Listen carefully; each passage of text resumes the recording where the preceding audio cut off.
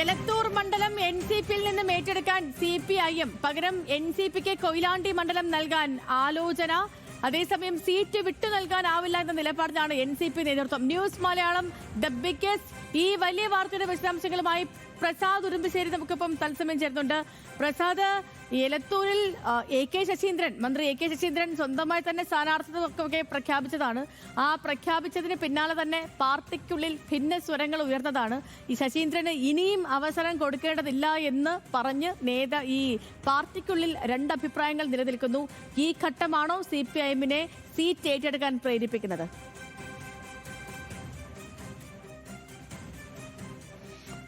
സേതുലക്ഷ്മി, അത് മാത്രമല്ല, NCPക്കുള്ളിലുള്ള തർക്കം മാത്രമല്ല CPM-നെ ഈ സീറ്റ് എടുക്കാൻ പ്രേരിപ്പിക്കുന്നത്. കഴിഞ്ഞ തദ്ദേശ തെരഞ്ഞെടുപ്പിൽ ഉണ്ടായിട്ടുള്ള ഒരു ഫലം കൂടിയാണ്. അവിടെ 6 പഞ്ചായത്തുകളിൽ 2020 6 പഞ്ചായത്തുകളിൽ ഒരു പഞ്ചായത്തിൽ ഒഴിച്ച് മറ്റെല്ലാ 5 പഞ്ചായത്തിലും LDF ആണ് എങ്കിൽ ഇത്തവണ ഈ പഞ്ചായത്ത് തെരഞ്ഞെടുപ്പ് മാറിയപ്പോൾ CPM-ന്റെ പല ശക്തി കേന്ദ്രങ്ങളുമായ പഞ്ചായത്തുകൾ UDF-ലേക്ക് മാറിയിട്ടുണ്ട്. അതായത് 3 പഞ്ചായത്തുകളിൽ UDF വരികയും ഒരു പഞ്ചായത്തിൽ ഒപ്പത്തിനൊപ്പം കാക്കൂർ, കുറുവട്ടൂർ, തലക്കളത്തൂർ പഞ്ചായത്തുകൾ UDF-ന്റെ ഭാഗമാവുകയും നൻപണ്ട പഞ്ചായത്തിൽ LDF-ഉം UDF-ഉം ഒപ്പത്തിനൊപ്പമാകുന്ന ഒരു സാഹചര്യം ഉണ്ടായിട്ടുണ്ട്. ചേലന്നൂർ, കക്കോടി പഞ്ചായത്തുകൾ മാത്രമാണ് LDF-ന്റെ ഒപ്പം നിൽക്കുന്നത്. അപ്പോൾ ഇത് വലിയ തോതിൽ CPM-നെ ആശങ്കപ്പെടുത്തുന്ന ഒരു സാഹചര്യം തന്നെയാണ്. മറ്റൊന്ന്, കഴിഞ്ഞ 3 ടേമായി 2011 എലത്തൂർ മണ്ഡലം നിലവിൽ വരുന്നത്. 2011, 16, 21 ഈ 3 തവണയും അവിടെ AK ശശീന്ദ്രനായിരുന്നു മത്സരിച്ചത്. മറ്റൊന്ന്, അദ്ദേഹം വീണ്ടും 4ാം തവണയും മത്സരിക്കാൻ പോകുന്നു എന്ന് പറയുമ്പോൾ മണ്ഡലത്തിനകത്ത് AK ശശീന്ദ്രനെതിരെ ഒരു വികാരമുണ്ട് എന്നുള്ളത് തന്നെയാണ് CPM-ന്റെ പ്രാദേശികമായിട്ടുള്ള അവരുടെ ഒരു കണക്കുകൂട്ടൽ. കാരണം അദ്ദേഹം വീണ്ടും മത്സരിക്കാൻ വരുന്നു.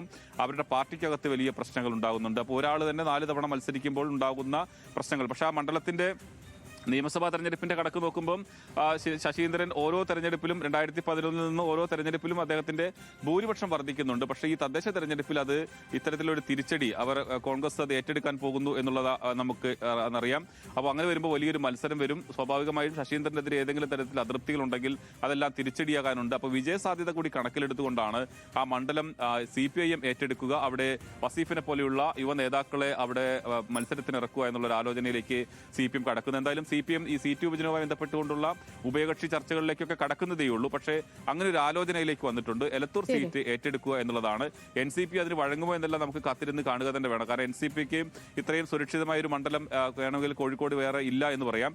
കൊയിലാണ്ടിയാണ് അവിടെ CPM പരിഗണിക്കുന്നത്. കൊയിലാണ്ടി സീറ്റ് കൊടുക്കുക. കൊയിലാണ്ടി സീറ്റും LDF-നെ സംബന്ധിച്ചിടത്തോളം സുരക്ഷിതമായ ഒരു മണ്ഡലം തന്നെയാണ്. അവിടെ തുടർച്ചയായി കഴിഞ്ഞ 4 ടേമും തുടർച്ചയായി CPM തന്നെയാണ് അവിടെ വിജയിച്ചുകൊണ്ടിരിക്കുന്നത്. കോൺഗ്രസും വളരെ അപൂർവമായി മാത്രമേ ആ മണ്ഡലത്തിൽ വിജയിച്ചിട്ടുള്ളൂ. അപ്പം കൊയിലാണ്ടി സീറ്റ് NCPക്ക് നൽകിക്കൊണ്ട് എലത്തൂർ സീറ്റ് ഏറ്റെടുക്കുക എന്നുള്ളതാണ് CPM-ന്റെ ഇപ്പോഴത്തെ ഒരു ആലോചന. സീറ്റ് വിഭജന ചർച്ചകളിൽ അക്കാര്യം അവർ ഉന്നയിക്കുകയും ചെയ്യും. ഓക്കെ പ്രസാദ്, ശരി. പ്രസാദ് ഉടുമ്പശ്ശേരിയാണ് വലിയ വാർത്തയുടെ വിശദാംശങ്ങൾ പ്രേക്ഷകരിലേക്ക് എത്തിച്ചത്.